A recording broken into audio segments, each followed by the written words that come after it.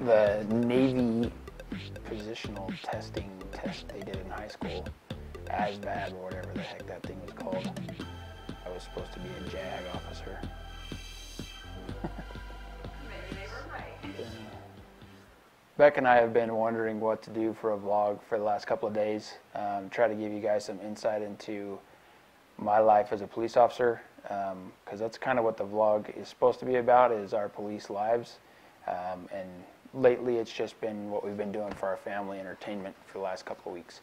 This vlog we want to talk about, or I guess I want to talk about how I became a police officer, because that's a lot of times what people want to know, is how you got into law enforcement. You know, aside from what's your goriest scene or what's your weirdest scene you've ever been to, or what's the weirdest call you've ever responded to, outside of those types of questions that are just small talk questions, most of the time people want to know deep down how you feel about the job.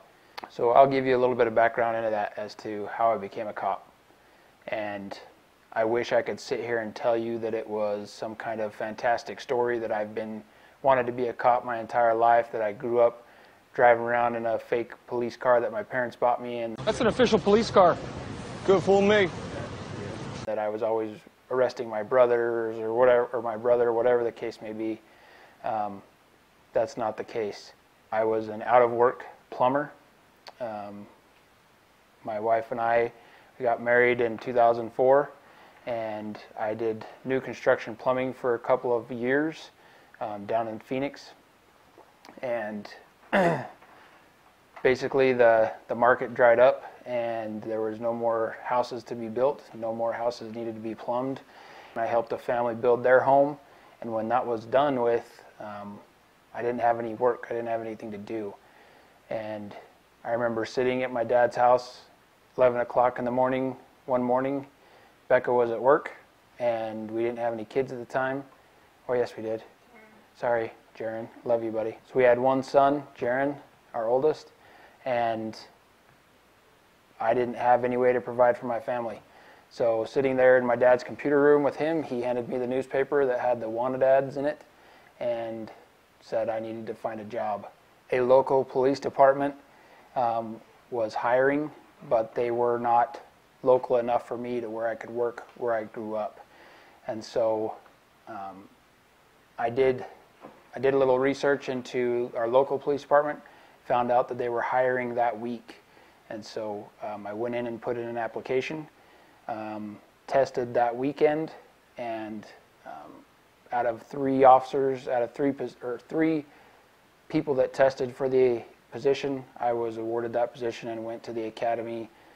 That was February of 2007. When I was looking for a job, I went to the academy in April of 2007. Again, you know, most officers say, well, I've wanted to be a cop my entire life, or I've wanted to, you know, protect my community my entire life, or give back to the community, whatever the case may be.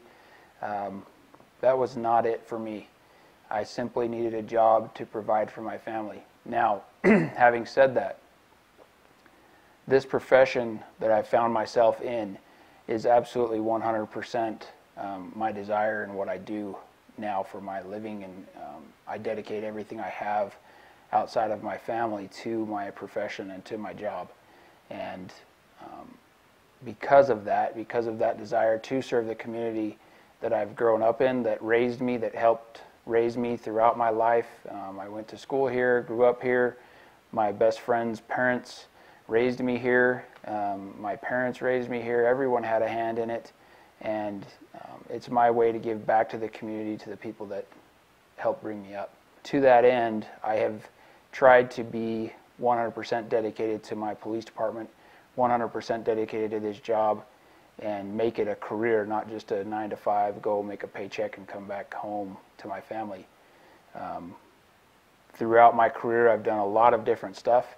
I've been in the drug task force, I've been a patrol officer, I've been a detective, I've been on the SWAT team, I was a sniper. I've been through internal affairs investigations, I've been a sergeant, and to my current position now as a lieutenant for the police department. And throughout that entire time of almost 11 years now, I've never once thought, well, that's not true. Liar! Liar! Liar! I've thought of leaving several times.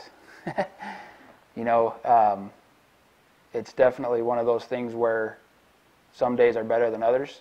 You get up every day and you go to work, and some days you put on your vest and some days you put on your gun and a badge, and you realize that for whatever reason, whether it be a dream or a thought you had, that that could be the last time you do that. That could be the last time you go out that door away from your family and you don't come home.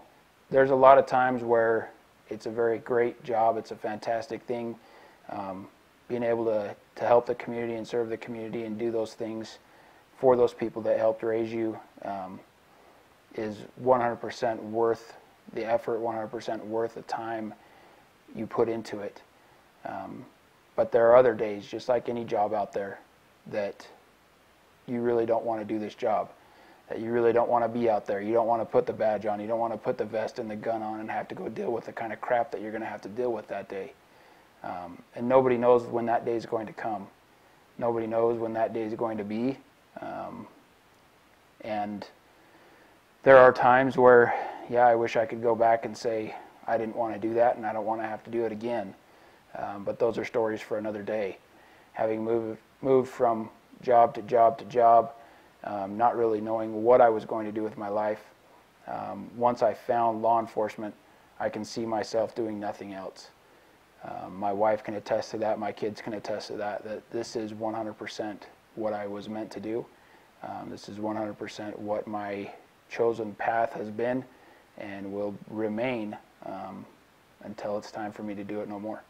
The goal of this video was to kind of give you guys a little bit of insight in regards to how I became a cop in our family life and what that means as a police officer for my family.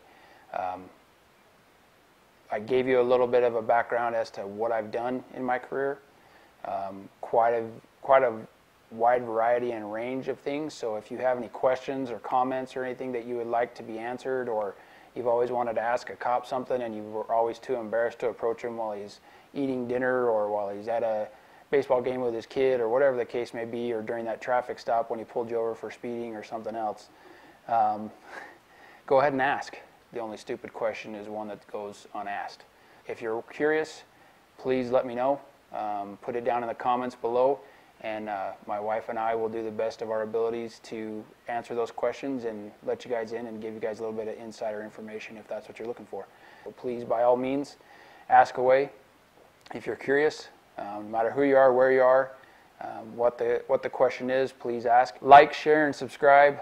We appreciate all those subscribers that have helped us start out. We appreciate all the support from family and friends and everyone locally and across the world.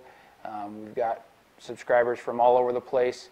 We're grateful for everybody, and we just hope that you guys enjoy the videos and continue to view. So thank you for watching, and we'll catch you guys later. You don't have to do it every time. What are you doing? Did you watch that from the beginning? Go on.